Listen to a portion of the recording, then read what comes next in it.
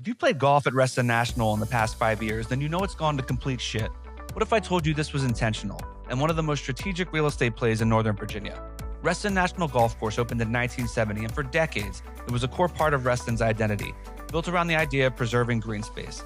But the real shift started in 2019 when the course was purchased by a group tied to developers after already being at the center of redevelopment fights going back over a decade. And since that purchase, residents have been asking the same question. Why hasn't the course seen major reinvestment? No major modernization, no significant upgrades, just ongoing attempts to redevelop the land. Because in real estate, if you want to change the use of a property, you first have to prove the current use doesn't work. Here's where it gets interesting. In 2025, Fairfax County rejected a plan to redevelop the entire site. So now, in 2026, developers are pivoting, filing a new application to push forward with partial redevelopment.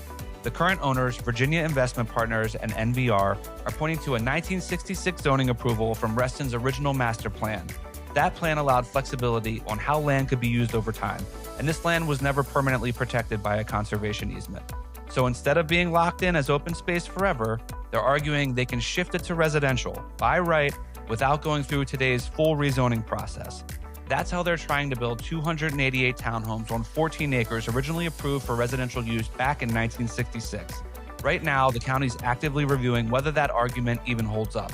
Meanwhile, the developers are proposing an $8.5 million package to the community, which could mean a $5,000 to $10,000 contribution per unit and ongoing HOA-related funding, a classic move to soften community opposition.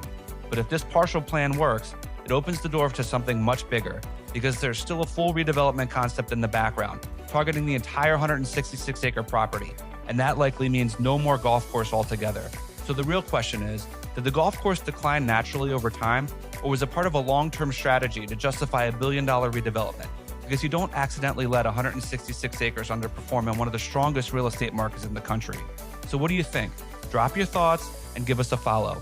Bye for now.